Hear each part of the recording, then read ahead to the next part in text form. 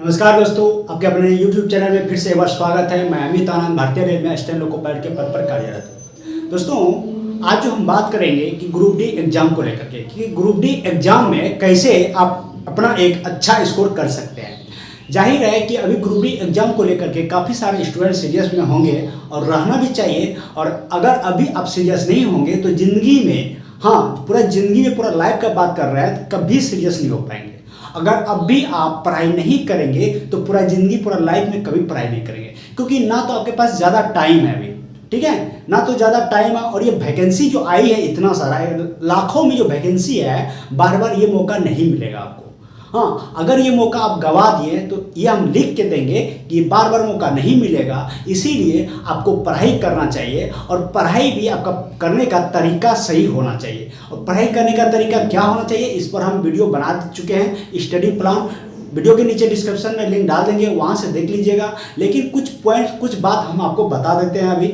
जैसे कि अगर आप पढ़ाई सपोज दैट कि 8 घंटा कर रहे हैं या फिर 4 घंटा कर रहे हैं, लेकिन अगर आप किसी एक सिलेबस को सिर्फ फॉलो कर रहे हैं या फिर 2 सिलेबस को कर रहे हैं, यानी कि आपका जो सिलेबस है अगर उसको फॉलो नहीं कर रहे हैं, उस पर ध्यान नहीं दे रहे हैं, तो हम फिर यही बोलेंगे कि आपका एग्जाम नहीं निकलेगा, नहीं निकलेगा, नहीं निकलेगा। तो एग्जाम को निकालना है। देखो कि जब तक आप एक प्लान नहीं करोगे ना कि कैसे कैसे किसी भी चीज़ को क्रैक करना है, कैसे अपना करना है उसको। हाँ, लाखों की जो सीट है, करोड़ों का स्टूडेंट है, उस करोड़ों के स्टूडेंट में से आपका एक सीट होना जरूरी है। तो कैसे, आखिर उसके लिए कुछ तो भैया प्लान करना पड़ेगा ना। कि आप ऐसे किताब निकाल लेते हो, पढ़ना चालू कर देते हो, नहीं भैया, उससे एग्जाम नहीं निकलता है। हाँ, ये हम अपने विश्वास के तौर पर कहते हैं। अगर आप ALP का वैकेंसी, ALP के एग्जाम में बैठे होंगे या फिर ALP का सिलेबस आपको पता होगा, उसमें 4 एग्जाम लिया गया, तो 4 एग्जाम क्रैक करके जो आए, ऐसे नहीं। जब तक आप प्लान नहीं करेंगे ना तब तक नहीं होगा। ग्रुप डी में कितना एग्जाम, 1 एग्जाम, ठीक है। तो उसके लिए भैया आपको प्लान करना पड़ेगा। तो क्या प्लान करना पड़ेगा, आप कम से कम 8 घंटा पढ़ाई करो। 8 घंटा आप बोलेंगे भैया हम क्या पढ़ेंगे, आपका सिलेबस कितना सारा है, यहाँ पर नजर दोहराओ। पहले देखो, GS है, GK है, मैथ है, रीजनिंग है और करंट है। ये आपका सिलेबस है, ठीक है। ये सिलेबस के अंदर में बहुत सारा पार्ट है भैया। इस पे जब आप जाएंगे, उसमें अंदर जाएंगे, तो आपके पास टाइम नहीं बचेगा फिर, ठीक है, बिल्कुल टाइम नहीं बचेगा। GK GS पढ़ो 1 घंटा, GK पढ़ो 1 घंटा, मैथ रीजनिंग पढ़ो 2 घंटा, कम से कम ये 1-2 घंटा मैथ पढ़ो, 2 घंटा रीजनिंग, 1 घंटा रीजनिंग पढ़ो, करंट अफेयर में तो 2 घंटा कम से कम, ठीक है। उसके बाद टेस्ट लगाओ। टेस्ट लगाना भैया बहुत ज़रूरी है। इससे आपको पता चलेगा कि आखिर हम जो पढ़ाई किए दिन भर या फिर पूरा जो सिलेबस पढ़े हैं, हम जो टेस्ट लगाए उसमें से कितना हमको मिला, हाँ उसमें से कितना आया हमको, ये चीज़ पता चलेगा आपको। क्या गलत क्या सही, वो चीज़ पता चलेगा। तभी तो आपका औकात जो है, आप अपना औकात आखिर नापना चाहिए ना। देखो, जब तक आप अपना औकात नहीं नापोगे कैसे पता चलेगा उससे। अगर नहीं, ये कम नहीं करेंगे आप, अगर टेस्ट नहीं लगाएंगे, इस तब आपके अंदर ये होगा कि हम ही सब कुछ है, हम इतना नंबर ला लेते हैं, इतने काफ़ी है। नहीं, आप गलत हैं, आपसे भी ज़्यादा नंबर लाने के लिए है वहाँ पे, ठीक है। तो टेस्ट लगाना बहुत ज़रूरी है। और टेस्ट लगा के सिर्फ छोड़ देना ही नहीं, उसका एनालिसिस करना ज़रूरी है, तब हुआ आपका टेस्ट कंप्लीट और आप में हुआ ग्रोथ, ठीक है। टेस्ट लगा करके उसका एनालिसिस जरूर करना। इससे आपको पता चलेगा कि आज जो हम गलत किए क्वेश्चन, आगे दिन क्वेश्चन गलत नहीं हो, ठीक है। ये चीज़ आपको ध्यान रखना है कि आज जो क्वेश्चन हमसे गलत हुआ या फिर आज जो क्वेश्चन हमारे लिए न्यू मिला हमको, तो वो जो आगे दिन टेस्ट देंगे, अगर वो क्वेश्चन आ जाए, वो गलती नहीं होना चाहिए भैया। 1-1 नंबर ही आपका रिजल्ट बनाता है और 1-1 नंबर ही आपका रिजल्ट डुबाता है। 1-1 नंबर पे ध्यान देना आप, ठीक है। तो इसके अंदर जब जाओगे तो बहुत सारा सिलेबस मिलेगा आपको, जैसे मैथ में बहुत सारा पार्ट्स है। हाँ, ये चीज़ पे आप ध्यान दो। देखो फिर आपका कैसे टाइम, आपको टाइम कैसे बचता है। 8 घंटा से हो सकता है कहीं 8 घंटा से भी ज़्यादा ना पढ़ना पड़ जाए, ठीक है। देखो GK GS का बात नहीं कर रहे, अभी हम मैथ का बात कर रहे हैं, ठीक है। देखो मैथ में क्या करना है आपको, मैथ का शॉर्ट तरीका, अभी आपके पास ज़्यादा टाइम नहीं है, वैसे सारा दिन हो सकता है, ठीक है। आपका जहाँ तक ग्रुप डी का एग्जाम का डेट तो दे ही दिया था, कैंसिल होने की वजह से फिर से आपको दे ही देगा, ठीक है, ज़्यादा टाइम है नहीं। लेकिन मैथ में ये कम करना आप कि आपका जौन सा चैप्टर कमजोर है, उस चैप्टर को क्लियर कर लेना भैया। जहाँ से पढ़ो आप, जरूर क्लियर करके करके रखना, नहीं तो फिर वो चैप्टर आपको डुबा देगा। टाइम एंड वर्क हो, टाइम एंड डिस्टेंस हो, हाँ, परसेंटेज हो, बट्टा हो, कोई भी चैप्टर हो, या फिर एडवांस मैथ का हो, ज़्यादातर लड़का एडवांस मैथ में भी मार खाता है, ठीक है। जो भी चैप्टर आपको दिक्कत है तो उस चैप्टर को मैथ से निकाल करके क्लियर कर लेना। आप बताओ भैया कैसे पता चलेगा कि हमको कौन सा चैप्टर में दिक्कत है? उसके लिए ही आपको टेस्ट लगाना है। क्या बोले, औकात कैसे आपको अपना है, टेस्ट से आपको अपना औकात का पता चलेगा। टेस्ट जब लगाओगे ना, उसमें देखना आपका कौन सा सवाल गलत हो गया, ठीक है, चिंता नहीं करना है, ठीक है। ये देखना है कि वो कौन से चैप्टर का है, कौन से चैप्टर का है, वो टाइम एंड डिस्टेंस का है। टाइम एंड डिस्टेंस से देखना वो किस टाइप के सवाल हैं जो हमसे नहीं बना, उस टाइप से का सवाल जो भी बुक है आपके पास निकाल करके उसको आराम से सॉल्व कर देना। आगे दिन से वो सवाल गलत नहीं होगा, ये हम लिख के देंगे, तो इससे टाइम बचेगा, आपका टाइम बचेगा। मैथ रोज नहीं पढ़ना है को, रीजनिंग भी रोज नहीं पढ़ना है, ना मैथ रोज पढ़ना है को, ना रीजनिंग रोज पढ़ना है। कैसे पढ़ना है? टेस्ट लगाओ, ऑनलाइन लगाना है ऑनलाइन लगाओ, ऑफलाइन लगाना है ऑफलाइन लगाओ, लेकिन टेस्ट लगाओ। इसमें देखना जो से चैप्टर में क्वेश्चन हमारा गलत हो रहा है, रोज लगाना, रोज टेस्ट लगाना, एक टेस्ट, ज्यादा भी नहीं, एक टेस्ट लगाना भैया। अगर आप ऑनलाइन दे रहे हैं तो ऑनलाइन दीजिए। हमको यही कहेंगे कि अगर आपके यहाँ और ऑफलाइन व्यवस्था है, ऑफलाइन जैसी व्यवस्था क्या 250-300 के बीच में जाकर के आप टेस्ट लगाइए, ठीक है। अगर ये व्यवस्था है तो आप ऑफलाइन टेस्ट लगाइएगा, ऑनलाइन टेस्ट मत लगाइएगा। ऑनलाइन टेस्ट कब लगाना है आपको? जब एग्जाम 15 दिन बचे, सिस्टम पे हाथ फ्री करने के लिए, ताकि आपको सिस्टम पे ये ना हो कि सिस्टम पे बैठे हम सिस्टम ही नहीं चल रहा है, कर्सर कर रहे कहीं जा रहा है कहीं, ऐसा नहीं होना चाहिए। इसलिए कम से कम 15 दिन पहले आप बैठ करके हाथ फ्री कर लेना। लेकिन ऑफलाइन टेस्ट लगाना, उससे आपको क्या होता है, ऑफलाइन टेस्ट में क्या होता है ना कि जैसे कि आपको इसका जो सिलेबस है चैप्टर वाइज सारे आपका सिलेबस क्लियर हो जाएगा ऑफलाइन में। हाँ, चाहे वो मैथ का हो, रीजनिंग का हो, जीके का हो, जीएस का हो, सारे चैप्टर वाइज क्लियर हो जाएगा। हाँ, जहाँ ऑफलाइन हाथ से जहाँ क्वेश्चन सेट किया जाता है, ठीक है, वो चीज़ जरूर करना। या हो सके अगर ज़्यादा टाइम है आपके पास, अगर निकाल लेते हैं तो ऑनलाइन भी लगा देना, लेकिन ऑफलाइन टेस्ट जरूर लगाना भैया। बहुत फायदा है ऑफलाइन टेस्ट का, बहुत फायदा है। अभी ऑनलाइन चलता है, अभी लोग ट्रेंड में चलता है ऑनलाइन, लेकिन ऑफलाइन टेस्ट जरूर लगाना आप, इससे आपको पता चलेगा। और अगर कहीं आप भीड़ में पढ़ रहे हैं, कहीं आपका पास ज़्यादा स्टूडेंट इर्द गिर्द है, तो वहाँ पर टॉपिक टेस्ट जरूर लगाना, ठीक है। टॉपिक टेस्ट हम लिख देते हैं, टॉपिक टेस्ट। देखो इससे क्या होगा, टॉपिक टेस्ट सप्ताह में एक दिन जरूर रखो, मात्र एक दिन रखो ना, क्लियर है, एक दिन रखेगा ना, यही काफी है। टॉपिक टेस्ट में जैसे जीएस का कोई एक चैप्टर दे देना भैया, देखो यहाँ से यहाँ तक पढ़ के आना है, ठीक है। जीके का कोई चैप्टर देखो दे देना, एक चैप्टर नहीं, जीके में कितना सारा है, जैसे हिस्ट्री है आपका, ज्योग्राफी है, इकोनॉमिक्स है, ठीक है ना। तो इस सारे से थोड़ा थोड़ा करके दे देना कि सप्ताह भर, एक सप्ताह आपको यही पढ़ना है। अरे टॉपिक टेस्ट के लिए वही पढ़ना है, नहीं कि खाली वही दिन भर पढ़ते रहना है। टॉपिक टेस्ट के लिए यही पढ़ना है, और इतना से ही आएगा अगला सप्ताह। इससे क्या होगा, वो आपका रिवीजन हो जाएगा और याद हो जाएगा बढ़िया से, और आप कंफ्यूज जो होते हैं कंफ्यूज नहीं होंगे। तो टॉपिक टेस्ट अगर व्यवस्था हो तो आप टॉपिक टेस्ट जरूर करना, संडे या सप्ताह में एक दिन, किसी भी दिन रख लेना, ठीक है। ये और करंट अफेयर भी रखना उसमें। टॉपिक टेस्ट में सब रहना चाहिए, सिर्फ मैथ रीजनिंग मत रखना, मैथ रीजनिंग नहीं रखना है। टॉपिक टेस्ट में सिर्फ जीके, जीएस और करंट रहेगा, ठीक है। और हो सके तो एक दिन सिर्फ करंट का भी टेस्ट रखना, क्योंकि करंट भी आपके एग्जाम में अभी 10 से 12-15 क्वेश्चन पूछ रहा है, ठीक है ना। तो करंट का भी एक टेस्ट रखना, टॉपिक टेस्ट, ठीक है।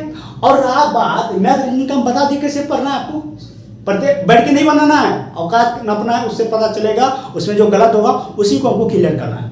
अब आ जाओ आगे, देखो जीएस का बात। अभी अगर ग्रुप डी एग्जाम बैठते हैं तो उसमें आपका जीएस से क्वेश्चन ज्यादा आता है, जीके धीरे धीरे लुप्त हो गया, समझ रहे हैं ना। उस टाइम क्या होता था कि जीके ज्यादा रहता था, जीएस नॉर्मल क्वेश्चन रहता था, सब मार देता था। लेकिन अभी ऐसा नहीं है, अभी जीएस भी पूछता है ना, तो देख लो क्या पूछता है, न्यूमेरिकल पूछता है भैया। न्यूमेरिकल तो आप जानते ही होंगे क्या होता है। न्यूमेरिकल पे ज्यादा जोर देना, 5 से 6 क्वेश्चन डाल देता है, और यही में बहुत लड़का फंसता है। ये न्यूमेरिकल में बहुत लड़का 5 से 6 क्वेश्चन डाल दिया ना, अगर उसमें से 5 लड़का कोई कर दिया ना, तो उसका रिजल्ट होना तय है। तो आप न्यूमेरिकल पर फोकस जरूर डालना। इसके लिए एक प्लेटफॉर्म का बुक आता है बढ़िया, या खान सर का भी आता है, वो ले करके न्यूमेरिकल बनाओ भैया। न्यूमेरिकल से ही आपका जो है ना मजबूत होगा, तभी आपका रिजल्ट होगा। न्यूमेरिकल और एसआई यूनिट और डायमेंशन, ये जो 3 चैप्टर हैं बहुत इंपॉर्टेंट है, और तीनों एक दूसरे से जुड़ा हुआ है। न्यूमेरिकल आप बनाओगे ना, वहाँ से आपका ऐसा यूनिट भी निकलेगा और ऐसा यूनिट से आप डायमेंशन भी निकाल सकते हो। हम बना करके वीडियो डाल दिए हैं, वहाँ से भी देख लेना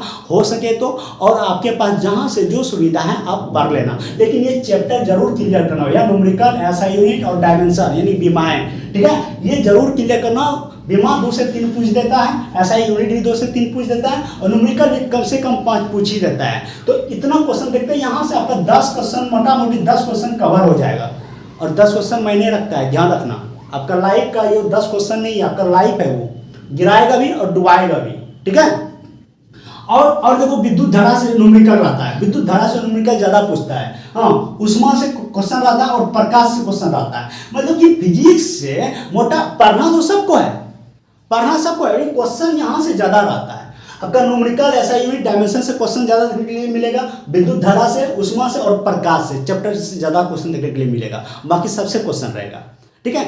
बढ़िया से इसको क्लियर करना है, इसको बढ़िया से क्लियर करना है, तब जाकर के आपका कितना फिजिक्स बोलेगा, फिर बोलेगा फिजिक्स, आप भी फिजिक्स जानते हैं, ठीक है। केमिस्ट्री में देखो ऑक्सीकरण अपकरण एक चैप्टर आता है, ऑक्सीडेशन नंबर पूछेगा, ठीक ना, तो वो क्लियर करके जाना। 1 से 2 क्वेश्चन पूछेगा उससे, लेकिन 1 से 2 क्वेश्चन ही आपको करना है, क्योंकि क्या बोले हैं वही आपको डुबाएगा भी और वही आपको उठाएगा भी। हाँ, ऑक्सीडेशन अपकरण देख लेना, आम्ल भस्म लवण जरूर देखना, ठीक है। इसमें अभिक्रिया जो कराया जाता है, क्या उसका प्रतिक्रिया क्या मिलेगा हमको, हाँ, ये जरूर देखना। यही आम्ल भस्म लवण जो चैप्टर है उसको निकाल करके बढ़िया से पढ़ लेना, ठीक है। सूत्र एवं समीकरण, सूत्र एवं समीकरण में क्या देखना है, जैसे एल्केन का सूत्र पूछ देगा, एल्केन का सूत्र CnH2n+2, एल्कीन का पूछ देगा CnH2n, एल्काइंस का पूछ देगा CnH2n-2।